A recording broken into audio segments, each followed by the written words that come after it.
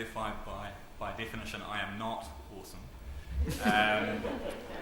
I'm the sort of person who is actually interested in 30-page iTunes. I'll use iTunes because all those already bagged too much. Terms of use, I'm the sort of person who's interested in the fact that, by reference to a comment that Marie made earlier today, this is not going to solve cancer. Well, we now know that Jesus can't cure cancer either. If we've been watching the news lately, a report out of the Advertising Standards Authority holding that Jesus cannot and should not cure cancer. So what I was expecting actually, Bruce, to take a lot longer, so that I would only come in as a more of a flatterer sort of thing, and that was what Katrine promised me when she inveigled me to come onto this panel. But having said that, I was on the plane this morning, so I did have the opportunity to write a few notes. And what I thought I'd do was talk about, not about the technology, because I had expected Bruce to do that, so I won't do that. But what I thought I'd talk about was two issues that I think big data, tomato, brings to us. And they're two issues which I've been interested in over the years. And those are, firstly, anonymity, or the lack of, or the failure or loss of anonymity. And secondly, a concept which actually was triggered by a tweet that I saw only a couple of days ago, which shows you how well prepared I have been for this talk, about the way in which profiling, big data, the online environment is creating a bit of an echo chamber for us all, what's been called the filter bubble. So I wanted to talk about those two things. Anonymity, I've always been quite concerned with and interested in, and a lot of people would say, well, you don't need to be anonymous if you're a legal, law-abiding citizen.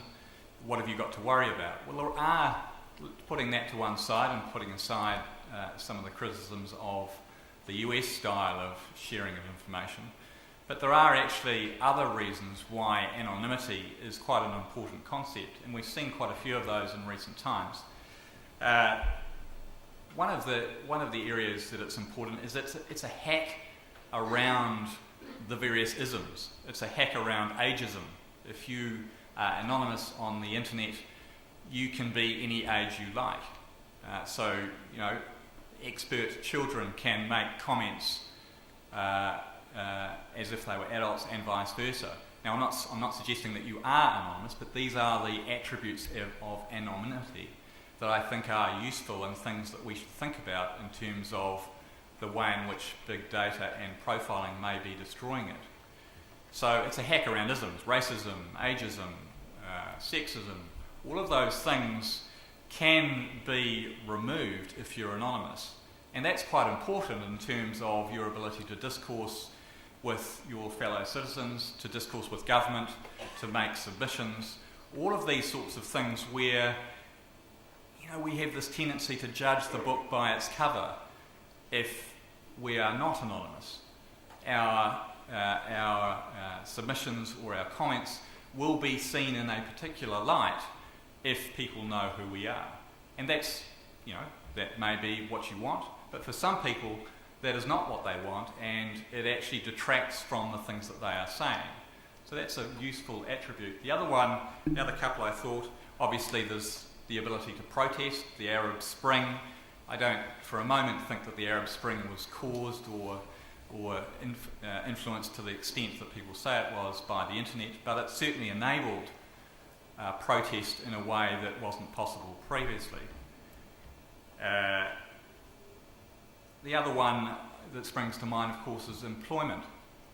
In employment situations, particularly for public officials, the ability to comment anonymously is something that is very important for them, but is very difficult if they are saddled, as the person from corrections tried to desaddle himself from his government employer. A very interesting example of this was a guy over in Australia just last year who was from a government department, government authority in Australia, and who blogged under the name of Grog's Gamut and was outed by one of the major newspapers in Australia, to the great chagrin of the blogosphere and to the great delight of the mainstream media, particularly. If you want to have a look at that, go and have a look at Grog's Gamut, or even Google Grog's Gamut, and you'll find the sad tale. So that's anonymity, and I think it's, it seems almost a lost cause, but it's a shame that it is, and it's perhaps something that we should start thinking about. Obviously, in Europe, they have been thinking about it with the ideas around the right to be forgotten. Even just saying it makes you smile with disbelief at the possibility that could ever now happen. But it's certainly something that's being thought about, and I think it needs to be thought about.